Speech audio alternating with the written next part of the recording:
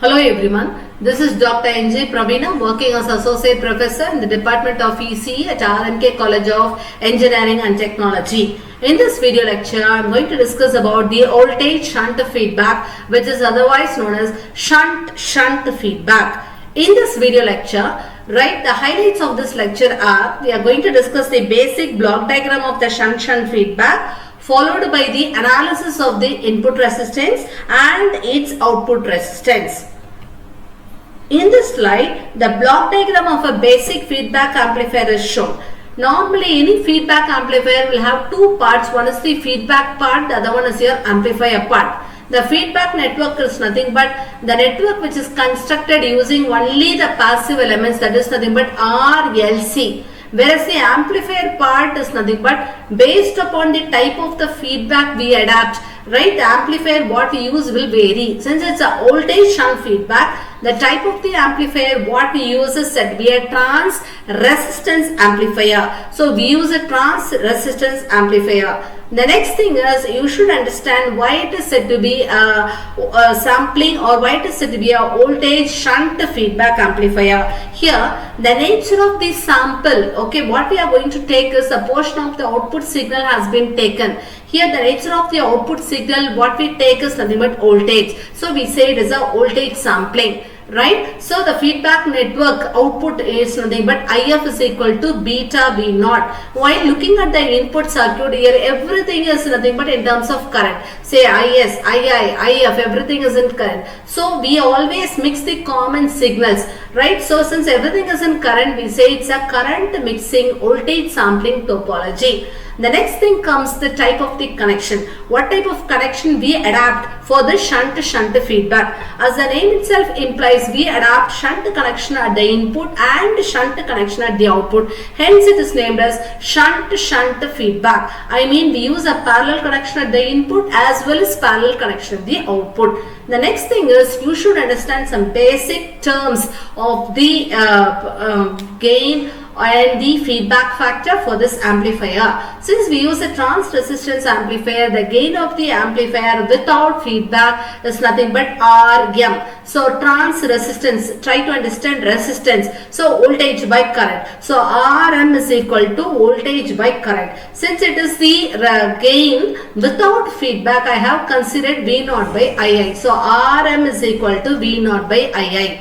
The next thing is feedback factor beta. What is beta? Beta is equal to IF by V naught. So beta equal to IF by V naught. And the third parameter is RMF. What is RMF? It is a gain of the amplifier with feedback. So you should consider the source signal also. So it is nothing but V naught by IS. So RMF is equal to V naught by IS. The next thing is, you should understand, we have to derive the input resistance for with feedback, that is nothing but RIF. Here I have drawn a circuit diagram. Here I have replaced the block diagram by its equivalent circuit diagram. We use a current amplifier, so I replace the current amplifier by its equivalent circuit. Now, while you look at the circuit, it is so clear. We have an input circuit and we have an output circuit because transistor is a two-port terminal. When you look at the input circuit, that circuit resembles a Norton circuit. While you look at the output circuit, it resembles a Thevenin circuit. Using this circuit diagram, we are going to derive what is RIF. What is RIF? Resistance is nothing but voltage by current. Input resistance is nothing but input voltage by input current. Since it is RIF, I can write RIF is equal to VI by IS. Now focus only at the input circuit. Look at the input circuit. Since it's a Norton, apply KCL to find the input resistance. So apply KCL at the input circuit. So what I get here, IS is equal to II plus IF. Now replace IF in terms of beta V naught. So I have replaced in terms of beta V naught.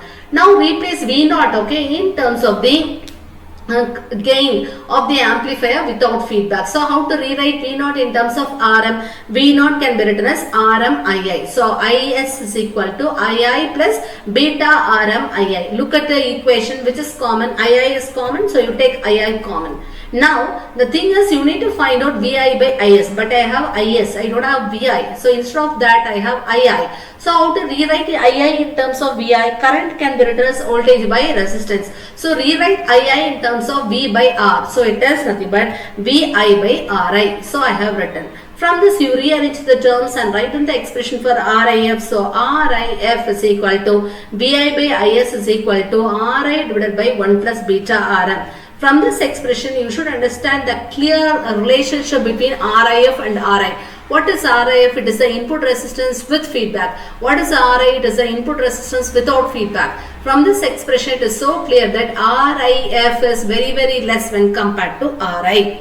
The next thing is you are going to determine the output resistance with feedback R naught F. For determining this, we apply 3 steps. The first step is we remove the load, right? Whatever the load we have at the output circuit, we remove it. So remove RL. That is the first step we do here. The second step is we remove the source. If it is a voltage source, you short circuit it. If it is a current source, you open circuit it. Since I have a current source, I made it open circuited. The third step is you connect a voltage source at the output. I have connected a voltage source V at the output circuit. For such a circuit, we are going to determine what is R naught F. Now focus at the output circuit. So since it's a Thevenin, apply KVL, okay, to the output circuit. When I apply KVL at the output circuit, I'll get it as V equal to I into R naught plus RMII. Number it as 1. This is a base equation. Using this equation, you are going to determine the expression for R naught F. We understood this is your voltage shunt feedback.